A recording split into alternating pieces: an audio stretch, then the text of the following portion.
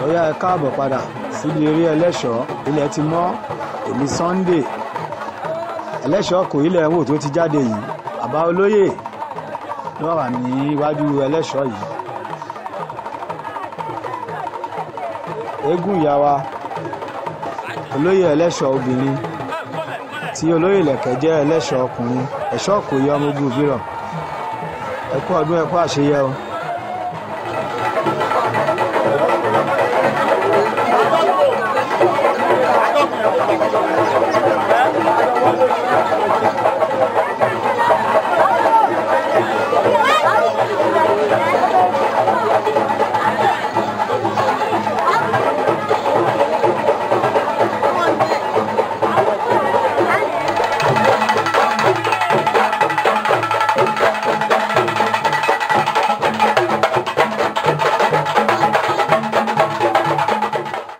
Ẹlẹ́ṣọ̀ kékeré nílẹ̀ ẹ̀wò tó ń fẹsẹ̀ rájò yìí.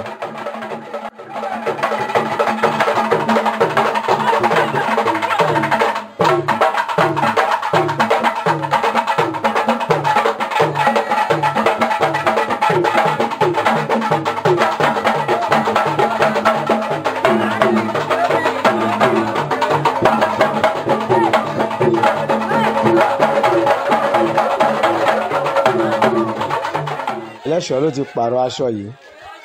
Ẹlẹ́ṣọ̀ aṣọ yìí pọ̀ jù. Oníkòyí ọkùnrin ló wà lẹ́yìn ẹ̀ṣọ́ Ìkòyí yìí. A ní ẹkú ńbẹ ẹkú òǹtítì nọ́mbà yìí ò jáde.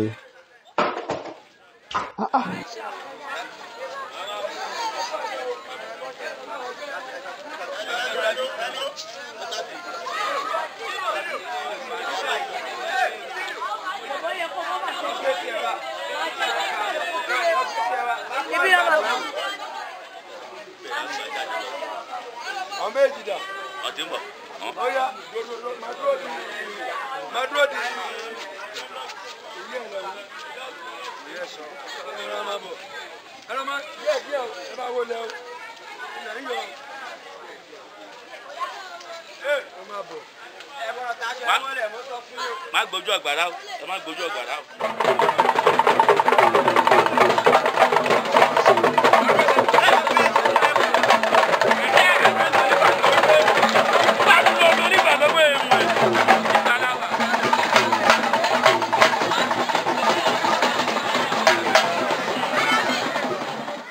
Àwọn ìyá àgan àwọn ni ó wà níkàlẹ̀ yìí. Ìyá àgan láti ìpínlẹ̀ Ògùn gbogbo wọn ló pèsè. Bákan náà ìyá àgan láti ìpínlẹ̀ Èkó gbogbo wọn ló wà níkàlẹ̀ ńbẹ̀. Ẹ ṣé ẹ kú àdúrótì bàbá wa olóyè Ìsá Ọ̀já. A kí baálẹ̀ Ìjòrè pé ẹ kú àfìdíbalẹ̀ ńbẹ̀ o. Bákan náà a kí gbogbo àwọn olóyè wọn tí wọ́n tẹ̀lé wọn wá. Gbogbo àti wọ́n wá pẹ̀lú baálẹ̀ a kí wọn. Ẹ kú ìnáwó ẹ kú àṣeyẹ o. A dúpẹ́ o.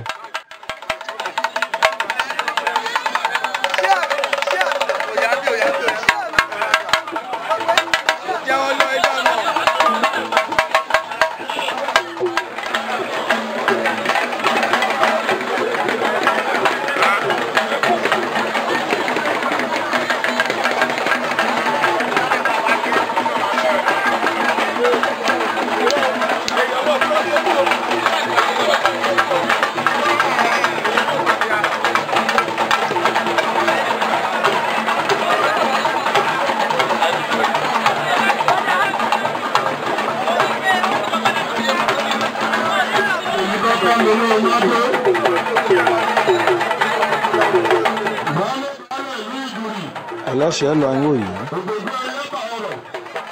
Ẹ̀ṣọ́ Ìkòyí.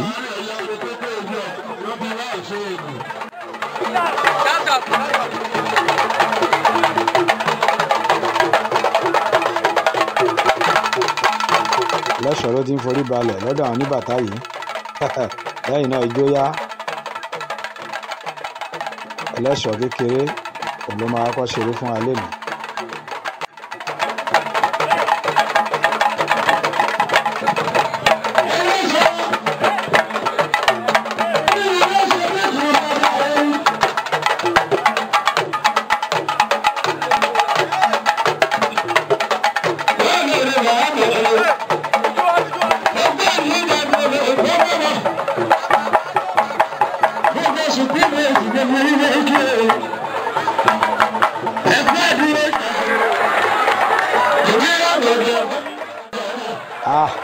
ẹlẹ́ṣọ̀ ti bẹ̀rẹ̀ sí ní yí aṣọ báyìí.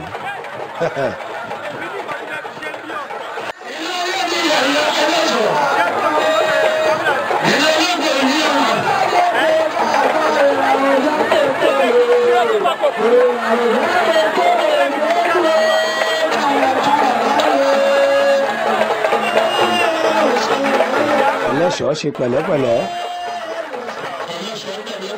ẹ fún ẹlẹ́ṣọ̀ láyè, ẹ jẹ́ kó ṣeré. ẹ̀yin èèyàn àti eégún wọ̀nyí ẹ kúrò lójú àwọn èèyàn wọ́n wà níkàlẹ̀, ẹ jẹ́ kán rí eré ẹlẹ́ṣọ̀. níbi bàbá ìjà rẹ oníkà ìdógó. lọ́jọ́ bíi pẹ́ẹ́mẹ́gbẹ́ lọ́kọ̀ọ́dà lóbìnrin ní ọ̀rọ̀ tó bá ẹlẹ́ṣọ̀ kékeré ló ń dára lóníranran yìí.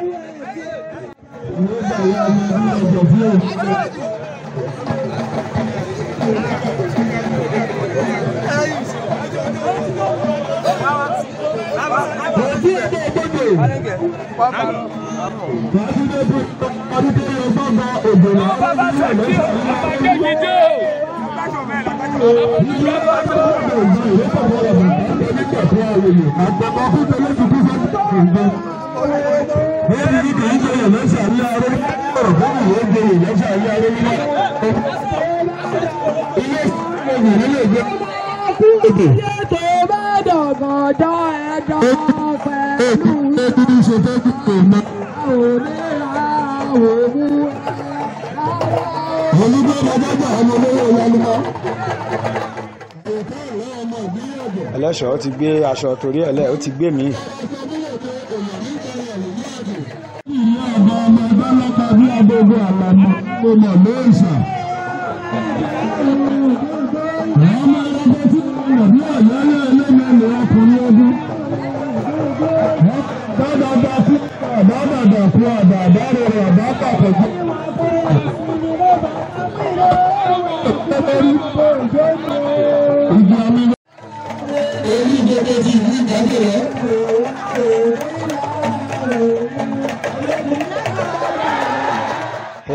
ẹwàrà tó fi iṣọ yìí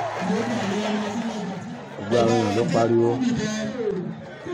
bàbá wa olóyè Ìsá Ọ̀gá, bàbá àsàlẹ̀ ẹgbẹ́ ti ìlú Ìgbẹ́sà, bàbá ẹkú ìnáwó ẹkú àṣeyẹ o, ìgbà ọdún kan ló máa jẹ́ o. òye ẹ̀mí àwọn àti ìlàjọ máa péjú sọdún báyìí, ẹ̀ ní pẹ̀lú ìdágbére fáyé o. àṣẹ o. ẹlẹ́ṣọ̀ àgbà ti bọ́ sí ojú agbo.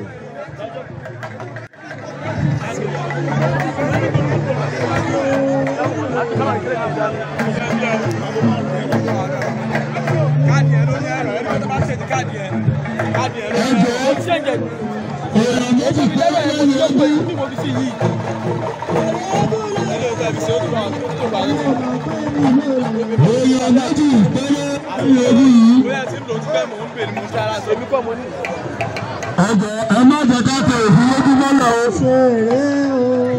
iná lè fi tèmi ní ẹni tó dá o. ẹ̀rọ màgbé mi ló lè kó mòrè. bàbá aláàbọ̀ mi ti rẹ̀ máa wọ ìrìnàjò tí ẹ bá bọ̀. àwọn ìrìnàjò tí a pàdé bàbá àdáko.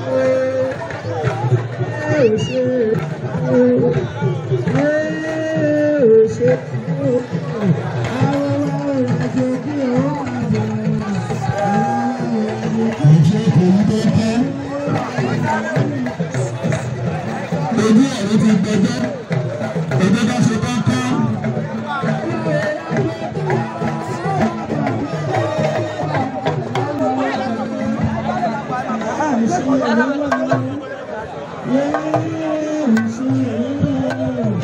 wọ́n ní ọwọ́ ìjọ bàbá ẹbí ni èdè yìí. èdè tó sì wọ́n èdè bàbá ẹbí ni.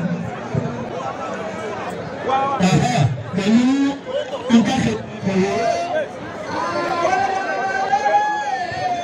ẹ̀ṣọ́ ẹ̀ṣọ́ tó ń bá bá pẹ̀lú ìdílé.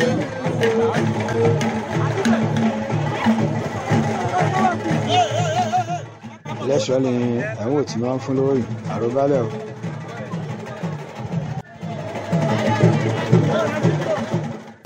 àkí ìyálájé ti ìlú Ìkọ̀tún Erelú ọba ti ìlú Ìkọ̀tún ẹ kú àdúró ti bàbá wa olóyè Ìsá Ọ̀gá.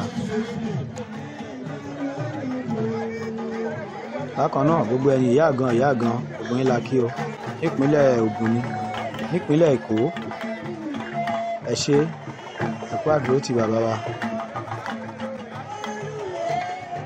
A gbàgbé gbogbo àwọn ọmọ bàbá wa olóyè Ìsá Ọ̀gá látòrí bàbá olóyè Alhaji Jamiu Alhaji Saliu Ọ̀gá olóyè Lẹ̀kẹ̀ àti gbogbo àwọn ọmọ bàbá pátápátá gbogbo yín la kí ẹ kú ìnáwó ẹ kú àṣeyẹ o.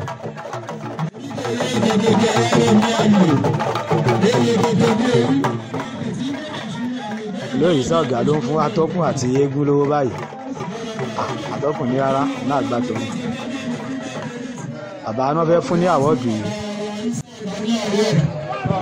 On behalf of the Tikabila Concerts, publishers of Steel Magazine, I will present award, Cultural Icon Award to our father, Chief Ìsá Ọ̀gá. The award is a recognition and immense contribution to the growth of African traditional religion, leadership qualities, and also contribute to peaceful coexistence amongst the citizens dated 28th of September 2025. Wọ́n ní kí n máa sọ̀rọ̀ ìwé tí mo bá yìí fún over 20 years. Bàbá yìí mo ní bàbá yìí lẹ́ẹ̀kan nínú ìdẹ́gbà tó ìgbẹ̀fà mi ní ìgbà tó ìgbẹ̀fà. So this one here today to celebrate with my father. Bàbá I congratulate you. Wọ́n lè fún bàbá Ìsá Ọ̀gá ní àtẹ́wọ́ ọmọ rírì bàbá wa olóyè Ìsá Ọ̀gá wọ́n yìí fún wọn ní àmì ẹ̀yẹ. Ní báyìí ẹ̀ṣọ́ ọkọ̀ yìí ó ti gorí odó ẹ jẹ́ ká lọ gbọ́rọ̀ lẹ́nu ẹ̀ ẹ jẹ́ farabalẹ̀ agbọ́rọ̀ lẹ́nu ẹ̀ pẹ̀lú àwọn ogun alábala tó wà ń bẹ̀.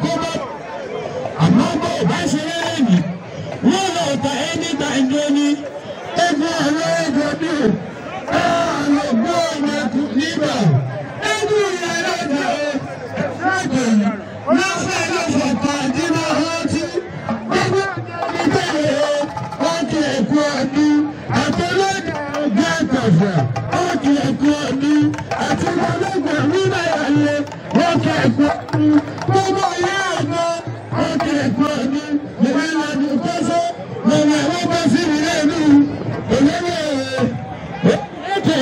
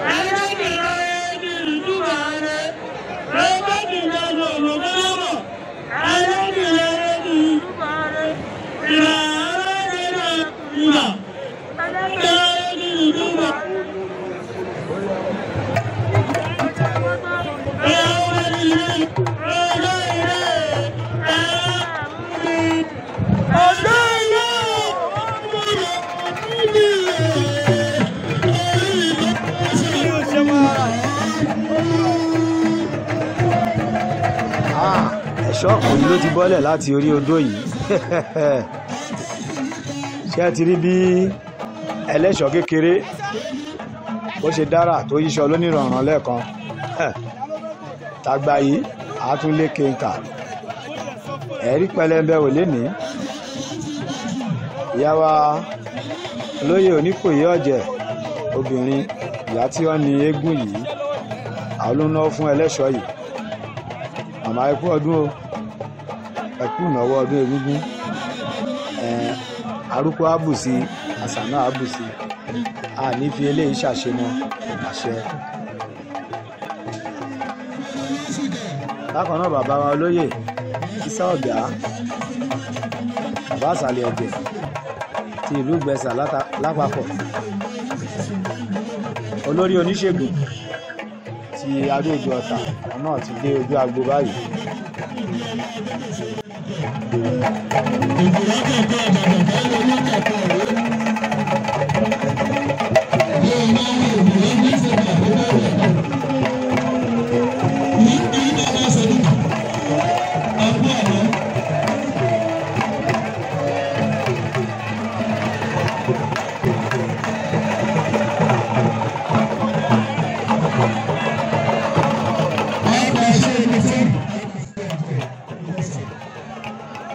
ẹ̀ṣọ́ Ìkòyí ọmọ agbọ̀nyìn ẹ̀ṣọ́ Ìkòyí tó bá gbọ́fà lẹ́yìn ó ṣojo ni iwájú ni baba ńlá yín fi ń gbọ́ta Ìkòyí ẹ̀ṣọ́ Ògún Ìbírọ̀.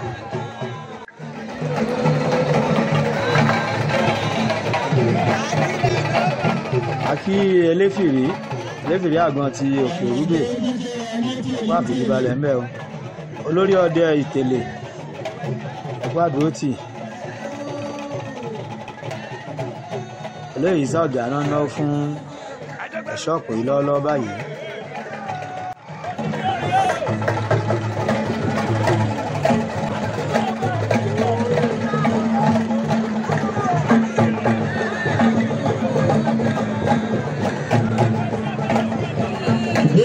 Ṣọ́dọ̀ ìṣẹ́kú ìpalẹ̀mọ́ títí ìyàwó lọ́wọ́ ká lè ṣe ń bẹ̀ lọ́ndì lẹ́yìn gbogbo ìgbésà kú ojú lọ́nà.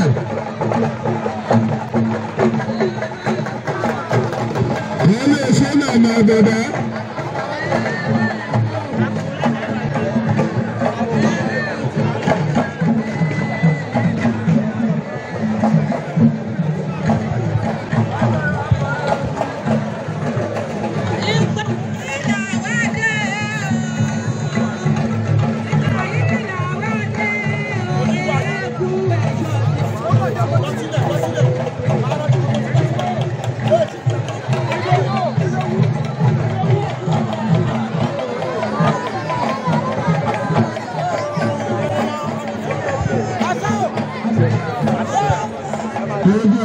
Bàbá ìsàlẹ̀ òjò tí ìlú Ìgbọ̀nsà ló ń gbé.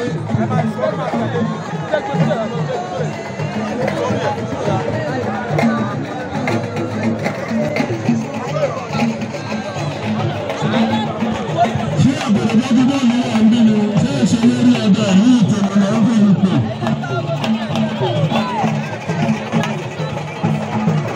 Èké sọ. Táyọ̀ àṣà ọlọ́ta àgbà máa ló lọ́jọ́ wọ́n mi. Mo fi àsìkò yìí mo fi kí gbogbo àwa ọmọ ìlú Ọ̀tà àti gbogbo ìlú olùgbé Ọ̀tà àkúpalẹ̀mọ́ ọdún Egúngún o abá aláyé abá aláyè abá aláyè dáadáa ṣe o. Ẹlẹ́ṣọ̀ ló ti da ìyálẹ̀ àti pagbo yìí aṣọ yìí fẹ́ bẹ̀rẹ̀ pẹpẹ fẹ́ tẹ́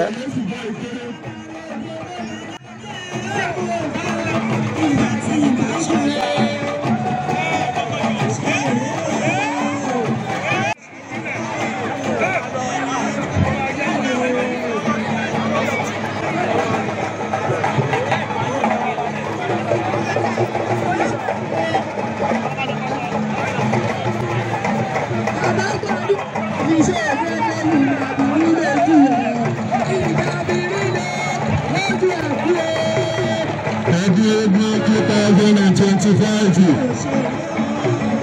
ẹ̀ṣọ́ kò yí ti ṣe títí àkúrò lónìí.